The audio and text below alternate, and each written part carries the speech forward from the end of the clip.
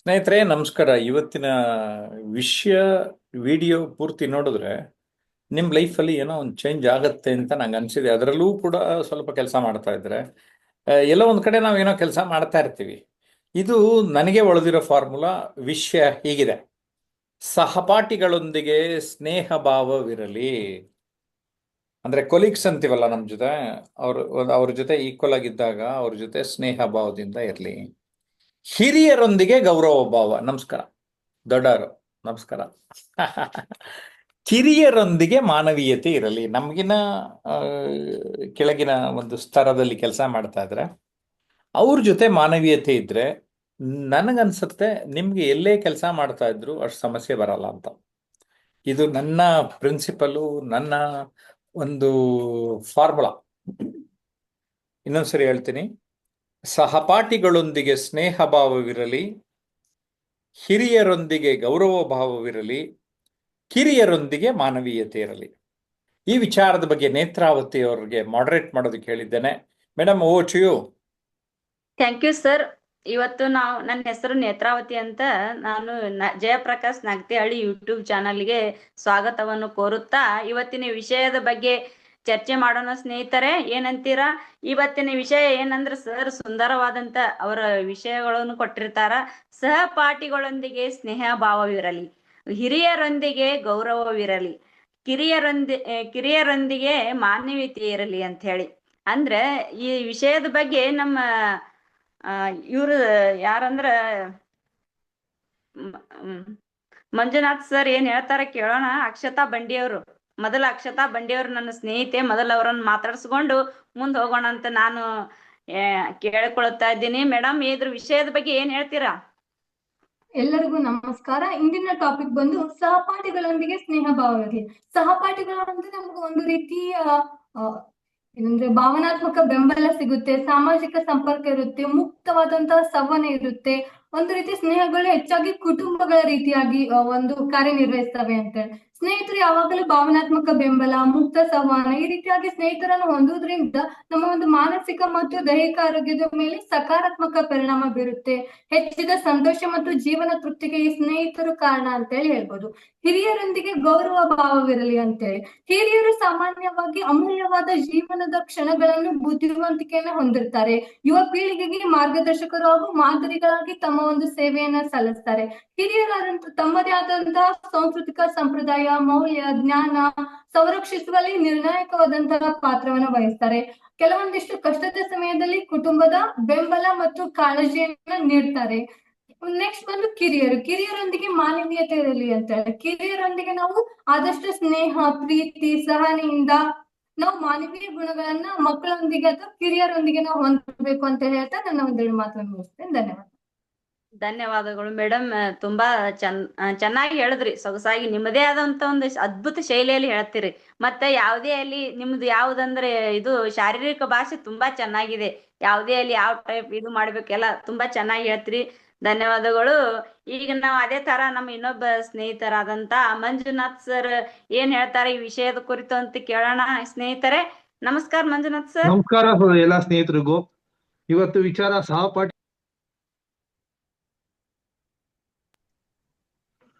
ಸಹಪಾಠಿಗಳೊಂದಿಗೆ ಸ್ನೇಹ ಭಾವವಿರಲಿ. ಸಹಪಾಠಿಗಳೊಂದಿಗೆ ಸ್ನೇಹ ಭಾವದಲ್ಲಿ ಸಂಬಂಧ ಗಟ್ಟಿಯಾಗುತ್ತೆ ಮೇಡಮ್ ಮೊದಲಿಗೆ. ಆಮೇಲೆ ಈಗ ಸ್ನೇಹ ಬೆಳೆದಷ್ಟು ನಮ್ಮವ್ರಿಗೆ ಒಂದು ವಿಚಾರಧಾರೆಗಳು ಬರುತ್ತೆ, ಹೊಸ ವಿಚಾರಧಾರೆಗಳು. ಒಬ್ರು ಈಗ ಕೂತು ಮಾತಾಡಿದಾಗ ಅವರಲ್ಲಿ ಇರುವಂತ ಒಂದು ಐಡಿಯಾಸ್ ಮತ್ತೆ ನಮ್ಮಲ್ಲಿ ಇರುವಂತ ಐಡಿಯಾಸ್ ಒಂದೇನೋ ಒಂದು ಅದ್ಭುತ ಆಗತ್ತೆ.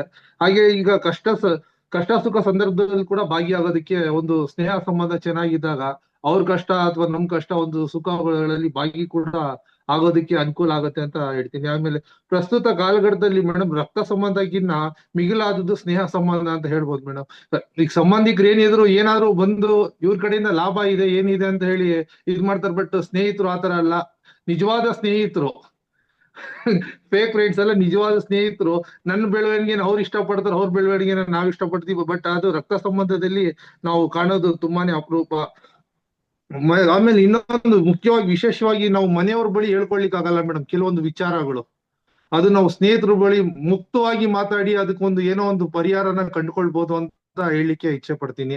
ಇಷ್ಟು ಕೂಡ ಇದು ನನ್ನ ಮಾತುಗಳು. ಈಗ ಎರಡನೇ ವಿಚಾರ ಬಂದ್ರೆ ಹಿರಿಯರೊಂದಿಗೆ ಗೌರವ ಭಾವವಿರಲಿ. ಮೊದಲಿಗೆ ಮೇಡಮ್ ನಾವು ಎಷ್ಟೇ ಉನ್ನತ ಸ್ಥಾನಕ್ಕೆ ಹೋಗ್ಬೋದು ಮೇಡಮ್, ಆದ್ರೆ ನಾವು ತಂದೆ ತಾಯಿಗೆ ಮೊದಲು ನಾವು ಗೌರವ ಪಡ್ಬೇಕು. ಅದು ಏನೇ ನಾವು ಉನ್ನತ ಸ್ಥಾನ ಹೋಗೋದಕ್ಕೆ ಕೂಡ ಕಾರಣಕರ್ತರು ಅವ್ರು ಇಲ್ದೆ ಹೋದ್ರೆ ನಾವ್ ಏನೂ ಇಲ್ಲ. ಈಗ ನಾವು ಏನೋ ಒಂದು ಸಾಧನೆ ಮಾಡಿರ್ಬೋದು, ಬಟ್ ಅವರು ಪಟ್ಟಿರುವಂತ ಕಷ್ಟ ಸುಖ ಅದರಿಂದಾಗಿ ನಾವು ಇವತ್ತಿನ ದಿನ ಒಂದ್ ಸ್ಥಾನಕ್ಕೆ ಹೋಗಿದೀವಿ ಅಂತ ಹೇಳಲಿಕ್ಕೆ ಇಚ್ಛೆ ಪಡ್ತೀನಿ. ಅದಕ್ಕೆ ನಾವು ಹಿರಿಯರಿಗೆ ನಾವು ಏನ್ ಗೌರವ ಕೊಡ್ತೀವಿ ಅದನ್ನ ಮತ್ತೆ ನಮ್ಮ ಮಕ್ಕಳು ಕೂಡ ಅದನ್ನೇ ನೋಡ್ಕೊಂಡು ಅದನ್ನ ನಮ್ಮ ಸಂಸ್ಕೃತಿ ಕೂಡ ಹಾಗೆ ಮುಂದುವರಿಯುತ್ತೆ ಮೇಡಮ್. ಅದರಿಂದ ನಾವು ಪ್ರತಿಯೊಬ್ಬರಿಗೂ ಕೂಡ ಹಿರಿಯರಿಗೆ ಹಾಗೆ ಈಗ ನಮ್ಮ ಜಯಪ್ರಕಾಶ್ ಸರ್ ಅವರು ಕೂಡ ಈಗ ನಮ್ಗೆ ಗುರುಗಳು, ನಾವು ಅವ್ರಿಗೆ ಗೌರವ ಕೊಡ್ಲೇಬೇಕು. ಅವರಿಂದ ನಾವು ವಿದ್ಯೆ ಕಲಿತಿದೀವಿ. ಹಾಗೆ ಯಾರು ನಮ್ಗೆ ಒಂದು ಯಾವುದೇ ಒಂದು ಕ್ಷೇತ್ರದಲ್ಲಿ ಯಾರು ನಮ್ಗೆ ಬೆನ್ನೆಲುವಾಗಿ ಗುರುಗಳಾಗಿರ್ತಾರೆ, ಅದು ತಂದೆ ತಾಯಿ ಸ್ಥಾನದಲ್ಲಿ ಇರ್ತಾರೆ, ಪ್ರತಿಯೊಬ್ಬರಿಗೂ ನಾವು ಗೌರವ ಕೊಡ್ಕೊಳ್ತಾ ಹೋಗ್ಬೇಕು ಅಂತ ಹೇಳಲಿಕ್ಕೆ ಇಚ್ಛೆ ಪಡ್ತೀನಿ. ಹಾಗೆ ಹಿರಿಯರೊಂದಿಗೆ ಮಾನವೀಯತೆ ಇರಬೇಕು ಮೇಡಮ್. ಬಂದಿರೋ ಟಾಪಿಕ್ ನಾವು ಕಿರಿಯರೊಂದಿಗೆ ಏನಂದ್ರೆ ಫಸ್ಟ್ ನಾವು ಮಾತುಗಳನ್ನು ಆಸಕ್ತಿಯಿಂದ ಕೇಳ್ಬೇಕು ಮೇಡಮ್. ಯಾರಾದ್ರು ಹೇಳಿದಾಗ ನಮ್ಗಿನ ಕಿರಿಯರ್ ಇರ್ಬೋದು, ಉದಾಸೀನ ಮಾಡಬಾರ್ದು ಅವ್ರ ಮಾತನ್ನ. ಅವ್ನಿಗೆ ಏನ್ ಗೊತ್ತು ಇದೇನು ಅನ್ನೋದು, ಪ್ರತಿಯೊಬ್ಬರಿಗೂ ಅವ್ರದೇ ಆದಂತ ಒಂದೊಂದು ವಿಚಾರಧಾರೆಗಳು ಇರುತ್ತೆ. ಪ್ರತಿಯೊಬ್ಬರನ್ನು ಒಂದು ವಿಚಾರಧಾರೆ ತಿಳ್ಕೊಂಡು ಅವ್ರ ಜೊತೆ ಒಂದು ಒಳ್ಳೆ ವಿಚಾರಧಾರೆಗಳನ್ನ ತಗೊಂಡು ನಾವು ಕೂಡ ಅವ್ರಿಗೆ ಪುಷಪ್ ಕೊಟ್ಟಾಗ ಅವರು ಕೂಡ ಒಳ್ಳೆ ಉನ್ನತ ಸ್ಥಾನಕ್ಕೆ ಹೋಗ್ತಾರೆ. ಅದೇ ತರ ಮೇಡಮ್, ಯಾವ್ದೋ ಒಂದು ಸಣ್ಣ ತಪ್ಪು ಮಾಡ್ಬೋದು ಕಿರಿಯರು, ಅದನ್ನ ನಾವು ಯಾವ್ದೇ ರೇಗಾಡದೆ ಒಂದು ಆ ತಪ್ಪನ ಅವ್ರಿಗೆ ಒಂದು ಮನವರಿಕೆ ಮಾಡಿಕೊಟ್ರೆ ಮತ್ತೊಮ್ಮೆ ಆ ತಪ್ಪನ ಅವ್ರು ಮಾಡೋದಿಲ್ಲ ಅಂತ ಹೇಳಲಿಕ್ಕೆ ಇಚ್ಛೆ ಪಡ್ತೀನಿ. ಇಷ್ಟು ಹೇಳ್ತಾ ನನ್ನ ಮಾತುಗಳನ್ನ ಮುಗಿಸ್ತಾ ಇದ್ದೀನಿ ಮೇಡಮ್. ಧನ್ಯವಾದಗಳು. ಧನ್ಯವಾದಗಳು ಸರ್, ತುಂಬಾ ಚೆನ್ನಾಗಿ ಹೇಳಿದ್ರಿ. ಯಾಕಂದ್ರೆ ಹಿರಿಯರಿಗೆ ಗೌರವ ಕೊಡ್ಬೇಕು, ನಾವು ಸಹಪಾಠಿಗಳೊಂದಿಗೆ ಕಲಿಯುವುದರಿಂದ ಕಲಿಕೆಯ ಗುಣಮಟ್ಟ ಹೆಚ್ಚಾಗ್ತದ. ಮತ್ತೆ ಕಿರಿಯರೊಂದಿಗೆ ಮಾನವೀಯತೆಯಿಂದ ಇರುವುದರಿಂದ ಅಂದ್ರೆ ಪ್ರತಿಯೊಂದು ನಿಮ್ಮದೇ ಆದಂತ ಸೊಗಸಾಗಿ ಹೇಳಿದ್ರಿ ನಿಮ್ದೇ ಶೈಲಿಯಲ್ಲಿ ಅಂತ ಹೇಳ್ತಾ, ಈಗ ಮುಂದೆ ನೆಕ್ಸ್ಟ್ ಇನ್ನೊಬ್ಬ ಸ್ನೇಹಿತರು ಇದಾರೆ. ರಮೇಶ್ ಸರ್, ಏನ್ ಹೇಳ್ತೀರಾ ಈ ವಿಷಯದ ಬಗ್ಗೆ? ನಮಸ್ಕಾರ. ನಮಸ್ತೆ ಮೇಡಮ್. ಹಿರಿಯರೊಂದಿಗೆ ಗೌರವ ಭಾವ ಇರಲಿ. ನಾವು ಸದಾ ನಮ್ಮ ಅಪ್ಪ ಅಮ್ಮ ಆಗಿರ್ಬೋದು, ನಮ್ಮ ಅಜ್ಜಿ ತಾತ ಆಗಿರ್ಬೋದು, ನಮ್ಗೆ ವಿದ್ಯೆ ಕಲಿಸಿದಂತ ಗುರುಗಳನ್ನ ನಾವು ಸದಾ ಯಾವಾಗಲೂ ಧನ್ಯತೆ ಭಾವನೆಯಿಂದ ನಾವು ಎಷ್ಟು ಕಾಣ್ತಾ ಇರ್ತೀವೋ ನಮ್ಮಲ್ಲಿ ಸಿಗುವಂತ ಆತ್ಮ ತೃಪ್ತಿ ಆನಂದಕ್ಕೆ ಪಾರವಾದದ್ದೇ ಇಲ್ಲ.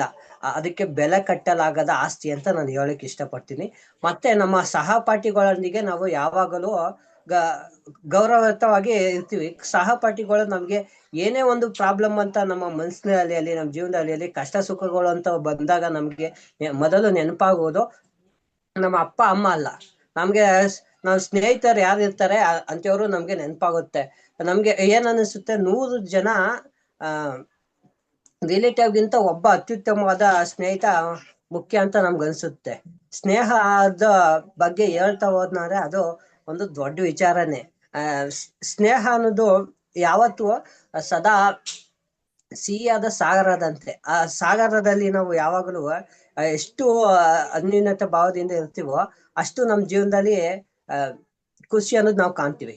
ಮತ್ತೆ ನಮಗಿಂತ ಕಿರಿಯರನ್ನು ನಾವು ಯಾವಾಗಲೂ ಸದಾ ಗೌರವಿಸುತ್ತಿರಬೇಕು. ಮೂರ್ತಿ ಚಿಕ್ಕದಾದರೂ ಕೀರ್ತಿ ದೊಡ್ಡದು ಎನ್ನುವ ಭಾವನೆಯಿಂದ ಅವ್ರು ಏನೇ ಹೇಳ್ತಾರೋ ನಮಗ್ ಗೊತ್ತಿಲ್ಲದಿರುವಂತ ವಿಚಾರಗಳು ಅವ್ರಿಗೆ ಗೊತ್ತಿರುತ್ತೆ, ಅವ್ರಿಗೆ ಗೊತ್ತಿರುವಂತ ವಿಚಾರಗಳು ನಮ್ಗೆ ಗೊತ್ತಿರೋ ಪ್ರತಿಯೊಂದು ನಾವು ಆಲಿಸ್ಬೇಕು. ಮತ್ತು ಅವ್ರಿಗೂ ಕೂಡ ಗೌರವನ ಯಾವಾಗ ಕೊಡ್ತೀವೋ ಹಾಗೆ ನಾವು ಜೀವನದಲ್ಲಿ ಅಭಿವೃದ್ಧಿ ಏಳಿಗೆಯನ್ನು ಕಾಣಕ್ ಸಾಧ್ಯ ಅಂತ ಹೇಳಕ್ ಇಷ್ಟಪಡ್ತಾ ನನ್ನ 2 ಮಾತು ಮುಗಿಸ್ತೀನಿ.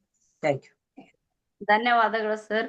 ಹಿರಿಯರಿಗೆ ಮತ್ತು ಕಿರಿಯರಿಗೆ ಯಾವ ರೀತಿ ನಾವು ಇದು ನಮ್ಮದ ಸ್ನೇಹ ಭಾವವಿರ್ಲಿ, ಗೌರವ ಇರ್ಲಿ, ಯಾವುದೇ ಇರ್ಲಿ, ಆ ತರ ಭಾವನೆ ನಾವು ವ್ಯಕ್ತಪಡಿಸಿದಾಗ ನಮ್ಮದೇ ಆದಂತ ಒಂದು ಬದಲಾವಣೆ ಆಗ್ತದ ಮತ್ತೆ ಅಭಿವೃದ್ಧಿ ಆಗ್ತದ ಅಂತ ತಮ್ಮ ಶೈಲಿಯಲ್ಲಿ ತುಂಬಾ ಚೆನ್ನಾಗಿ ಹೇಳಿದ್ರು. ಇನ್ನೊಬ್ರು ನಮ್ಮ ಸ್ನೇಹಿತರಾದಂತ ಕಟ್ಟೇರಿ ಸ್ವಾಮಿ ಅವರು ಏನ್ ಹೇಳ್ತಾರ ಕೇಳೋಣ. ನಮಸ್ಕಾರ ಸರ್. ಎಲ್ರಿಗೂ ನಮಸ್ಕಾರ ಮೇಡಮ್.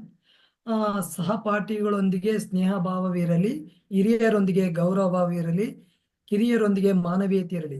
ತುಂಬಾ ಅತ್ಯುತ್ತಮವಾದ ವಿಷಯ. ನೋಡಿ, ನಾವು ಪ್ರತಿದಿನ ಬೇರೆ ಬೇರೆ ಜನರೊಂದಿಗೆ ಮಾತನಾಡ್ತಾ ಇರ್ತೀವಿ. ಯಾಕಂದ್ರೆ ನಾವು ನಮ್ಮ ಸಮಾಜದಲ್ಲಿ ಉತ್ತಮ ಬಾಂಧವ್ಯ ನಾವು ಹೊಂದಬೇಕಾದ್ರೆ ಈ 3 ಗುಣಗಳು ನಮಗೆ ತುಂಬಾ ಮುಖ್ಯ ಆಗ್ತದೆ. ಅದರಲ್ಲಿ ವಿಶೇಷವಾಗಿ ಸಹಪಾಠಿಗಳೊಂದಿಗೆ ಸ್ನೇಹ ಭಾವ. ನೋಡಿ, ಶಾಲೆಯಲ್ಲಿ ಇರ್ಬೋದು, ಕಾಲೇಜಿನಲ್ಲಿ ಇರ್ಬೋದು, ನಾವು ಮಾಡುವ ಕೆಲಸ ಜಾಗದಲ್ಲಿ ಆಗಿರ್ಬೋದು, ಸಮಾನ ವಯಸ್ಕರೊಂದಿಗೆ ಉತ್ತಮ ಸ್ನೇಹ ಬಾಂಧವನ್ನ ನಾವು ಇಟ್ಕೊಳ್ಬೇಕಾಗ್ತದೆ. ಹಾಗೆ ಹಿರಿಯರೊಂದಿಗೆ ನಾವು ಗೌರವ ಕೊಡೋದು ಯಾವ ರೀತಿ ಅಂದ್ರೆ, ಈಗ ನಮ್ಮ ಪೋಷಕರು, ಶಿಕ್ಷಕರಾಗಿರ್ಬೋದು, ಹಿರಿಯರಾಗಿರ್ಬೋದು ಮತ್ತು ಅನುಭವಿಗಳು ಜೀವನದಲ್ಲಿ ನಮ್ಗೇನ್ ಪಾಠ ಕಲಿಸಿರ್ತಾರಲ್ಲ, ನಮ್ಗೇನು ಗೌರವ ತೋರುವ ದೀಪಗಳಿದ್ದಂತೆ ಅವರು. ಅವರ ಅನುಭವದಿಂದ ನಾವು ಸಾಕಷ್ಟು ಪಾಠಗಳನ್ನು ಹಲವಾರು ರೀತಿಯಲ್ಲಿ ಕಲ್ತಿರ್ತೀವಿ. ನಾವು ಅವರಿಗೆ ಗೌರವವನ್ನು ಕೊಡುವುದನ್ನ ನಾವು ಕಲಿಬೇಕು. ಹಾಗೆ ಕಿರಿಯರೊಂದಿಗೆ ಮಾನವೀಯತೆ. ನಮಗಿಂತ ಕಿರಿಯರು ಜೀವನವನ್ನ ಅರ್ಥ ಮಾಡಿಕೊಳ್ಳಲು ಸಾಧ್ಯ ಆಗ್ತಾ ಇರ್ತದೆ. ಅಂದ್ರೆ ಆ ಹಂತದಲ್ಲಿ ಇರ್ತಾರೆ ಅವರು. ಅವರೊಂದಿಗೆ ನಾವು ಸಹಾನುಭೂತಿಯಿಂದ ನಾವು ಅವ್ರ ಹತ್ರ ನಡೆದುಕೊಳ್ಬೇಕು, ಮನೋಭಾವದಿಂದ ನಡೆದುಕೊಳ್ಬೇಕು, ಸಹಾಯ ಹಸ್ತ ಮಾಡಬೇಕು. ಆಗ ಒಂದು ನಮ್ಮ ಒಂದು ಕಿರಿಯರೊಂದಿಗೆ ಮಾನವೀಯತೆಯಿಂದ ಬೆಳೆಯಲಿಕ್ಕೆ ಸಾಧ್ಯ ಆಗ್ತದೆ. ಜೀವನದಲ್ಲಿ ಈ 3 ಗುಣಗಳು ತುಂಬಾ ಮುಖ್ಯ ಅಂತ ಹೇಳಕ್ ಇಷ್ಟಪಡ್ತೀನಿ. ಧನ್ಯವಾದಗಳು. ಧನ್ಯವಾದಗಳು ಸರ್. ಜೀವನದಲ್ಲಿ 3 ಮುಖ್ಯ ವಿಷಯಗಳನ್ನು ಅಳವಡಿಸ್ಕೊಂಡ್ರ ಜೀವನದಲ್ಲಿ ಯಾವುದೇ ಆದ್ರ ಇದು ಸಂಕಟ ತೊಂದರೆ ಅಂತಾರಲ್ಲ ಆಗುದಿಲ್ಲ. ಯಾಕಂದ್ರೆ ಹಿರಿಯರಿಗೆ ಗೌರವ ಕೊಡುವಂತದಿರ್ಬೇಕು, ಕಿರಿಯರಿಗೆ ಎಷ್ಟು ಇದು ಕೊಡ್ಬೇಕು, ಮಾನ್ಯತೆ ಕೊಡ್ಬೇಕು ಮತ್ತು ಸಹಪಾಠಿಗಳಿಂದ ಯಾವ ರೀತಿ ವರ್ತಿಸ್ಬೇಕು. ಇದ್ರೊಳಗೆ ಒಂದ್ ಚೂರು ಏರಪೇರಾದ್ರೂ ಅದು ನಮ್ಗೆ ಇದು ಆತದ, ಕುಂಠಿತ ನಮ್ ಬೆಳವಣಿಗೆ ಅಂತ ಹೇಳ್ತಾ ನಿಮ್ದು ಶೈಲಿಯಲ್ಲಿ ತುಂಬಾ ಚೆನ್ನಾಗಿ ಹೇಳಿದ್ರಿ. ಈಗ ನಮ್ಮ ಇನ್ನೊಬ್ಬ ಸ್ನೇಹಿತೆ ಆದಂತ ಹೊಂಗಮ್ಮ ಮೇಡಮ್ ಅವ್ರು ಏನ್ ಹೇಳ್ತಾರೆ ಕೇಳೋಣ. ನಮಸ್ತೆ ವಂಗ್ಯಮ್ಮ ಮೇಡಮ್. ನಮಸ್ತೆ ಮೇಡಮ್, ನೇತ್ರಾ ಮೇಡಮ್, ನಮಸ್ತೆ. ಸ್ನೇಹಿತರು, ಸಹಪಾಠಿಗಳಂದ್ರೆ ಸ್ನೇಹಿತರು ಯಾವಾಗೂ ನಮ್ಗ ಸಾಥ್ ಕೊಡ್ತಿರ್ತಾರ. ನಮ್ಮ ಹತ್ರ ನಮ್ದ ಕಷ್ಟ ಸುಖವನ್ನು ಅವ್ರ ಹತ್ರ ಹೇಳ್ತಾ ಬರ್ತೀವಿ.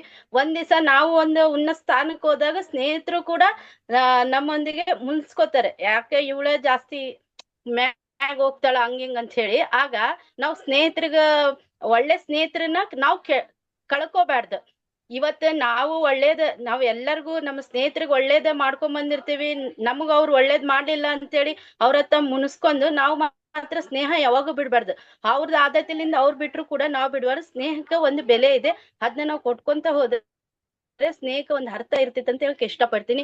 ಹಾಗೆ ಹಿರಿಯರಿಗೆ ಮಾನವತೆ ಕೊಡ್ಬೇಕು. ಹಿರಿಯರಿಗೆ ಎಷ್ಟು ಬೆಲೆ ಕೊಡ್ಬೇಕೋ ಅಷ್ಟು ನಾವು ಬೆಲೆ ಕೊಡ್ತಾ ಇದ್ರೆ ಯಾಕಂದ್ರೆ ನನ್ನ ಎತ್ತ ತಾಯಿ ತಂದೆ ಕೂಡ ಒಂದು ಹಿರಿಯರು, ನಮ್ ಗುರುಗಳಾದರೂ ಒಂದು ಹಿರಿಯರು. ಹಾಗೆ ನಾನು ಗಂಡನ ಮನೆಗೆ ಬಂದಾಗ ಅತ್ತಿ ಮಾವ ಕೂಡ ಒಂದು ಹಿರಿಯರಾಗ್ತಾರೆ. ಅವರನ್ನ ನಾನು ಆ ತಾಯಿ ತಂದೆ ತರ ನಾವು ನೋಡ್ತಾ ಬಂದರೆ ಅದು ಒಂದು ಹಿರಿಯರಿಗೆ ಒಂದು ಗೌರವ